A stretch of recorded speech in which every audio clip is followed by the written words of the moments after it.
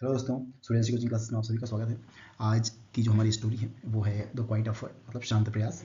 इस कहानी में ये बताया गया है कि ये जो लड़की है ये बहुत ही शाय रहती है और स्कूल में भी क्या है कि इसमें कॉन्फिडेंस नहीं रहता है, लोगों के सामने बात नहीं कर पाती है, टीचर से कोई क्वेश्चन नहीं पूछ पाती है ना। तो सारे लोग इसको क्या है कि जज करने लगते हैं कि इसे शायद कोई नॉलेज वगैरह कुछ भी नहीं है। लेकिन ये लड़की क्या करती है कि धीरे धीरे कांच के सामने, मिरर के सामने प्रैक्टिस करने लगती है, मेहनत करती है और रोज़ ये बुक्स वगैरह पढ़ती है।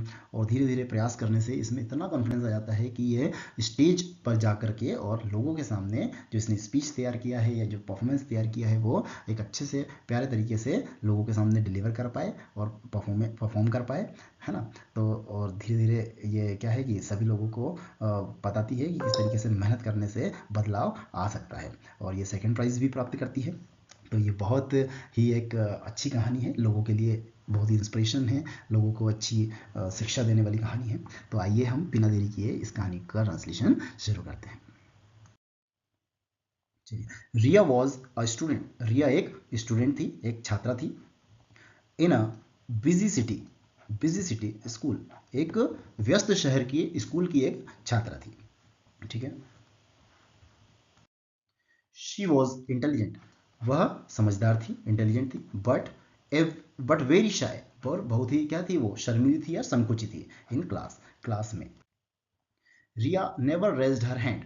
रिया रिया ने कभी नहीं रेज, ये क्या है, रेज्ड यानी हाथ उठाना, है ना। तो रेज यानी हाथ उठाना, पास्ट फॉर्म में रेज्ड। तो रिया नेवर रेज्ड मतलब रिया ने कभी भी हाथ नहीं उठाया, है ना। हर हैंड मतलब रिया ने कभी भी नहीं उठाया उसका हाथ। टू आंसर क्वेश्चंस मतलब क्वेश्चन के जवाब देने के लिए या आंसर देने के लिए वो कभी भी क्लास में हाथ नहीं उठाती थी। ठीक है। सम क्लासमेट्स, कुछ क्लासमेट्स, कुछ सहपाठी। थॉट यानी सोच रहे थे, है ना, या सोचते थे। ये क्या होता है, थिंक, THIN के। थिंक यानी सोचना होता है, तो थॉट क्या है, पास्ट फॉर्म है ना, सेकंड फॉर्म है। तो क्या बोलेंगे, सम क्लासमेट्स थॉट, कुछ सहपाठी सोचते थे। शी डिड नॉट नो, वह नहीं जानती थी। मच मतलब वो बहुत ज़्यादा नहीं जानती थी या फिर वो बहुत ज़्यादा उसको ज्ञान नहीं था, इस तरीके से वो सोचते थे सारे लोग। ठीक है।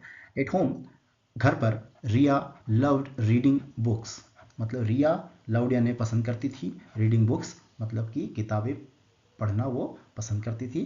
क्वाइटली मतलब शांत तरीके से, ज़्यादा वो बोलना वाला काम नहीं था उसका, वो शांत तरीके से अपना काम करती रहती थी। ठीक है।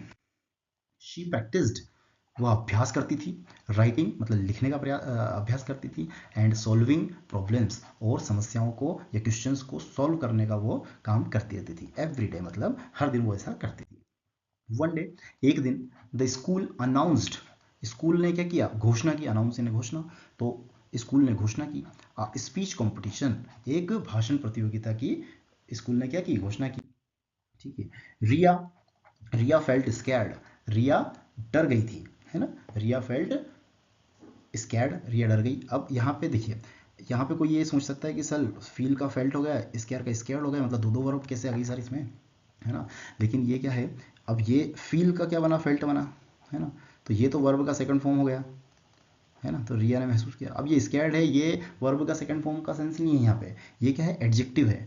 ये क्या है, एडजेक्टिव है। एडजेक्टिव क्या होता है, जो कि नाउन की विशेषता बताता है। मतलब कि जो रिया है वो कैसी है, डरी हुई है। रिया खुश है, दुखी है, डरी हुई है ना। तो ये जो शब्द है स्कैर्ड, डरा हुआ, ये क्या बता रहा है कि रिया डरी हुई थी, मतलब रिया की नाउन की विशेषता बता रहा है, इसलिए क्या हुआ, एडजेक्टिव हुआ।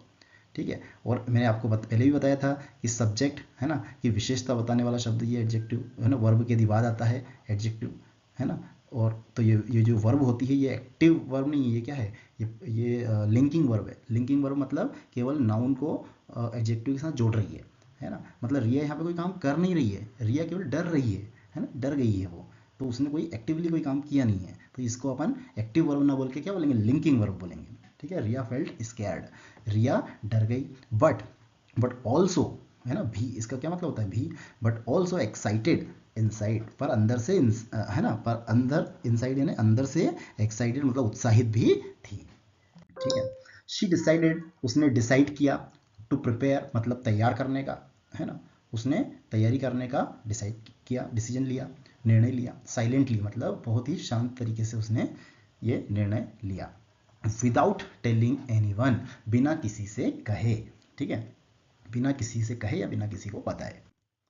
एवरी नाइट मतलब प्रत्येक रात को। शी प्रैक्टिस्ड मतलब उसने हर रात को प्रैक्टिस की। स्पीकिंग इन फ्रंट ऑफ का मतलब होता है सामने। इन फ्रंट ऑफ किसके सामने? मिरर के सामने उसने क्या की? बोलने की प्रैक्टिस की।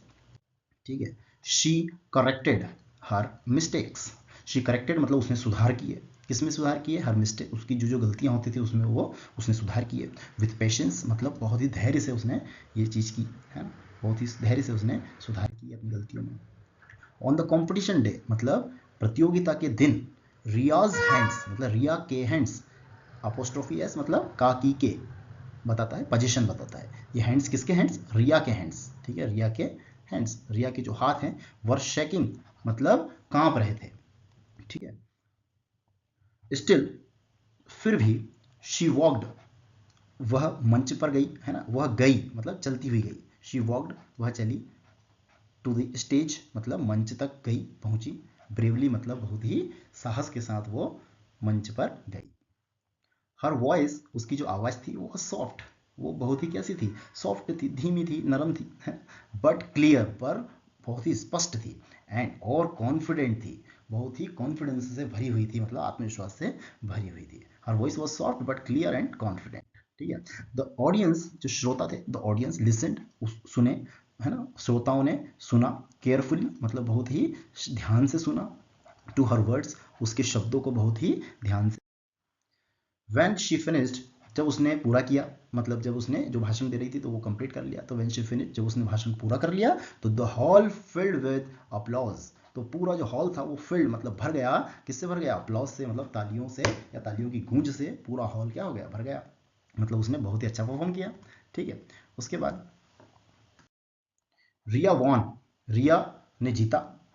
विन यानी जीतना, तो पास्ट में क्या बोलेंगे? रिया वॉन यानी रिया ने जीत लिया सेकंड प्राइज। ठीक है, रिया ने जीता second prize in the competition, competition में रिया ने सेकंड प्राइज।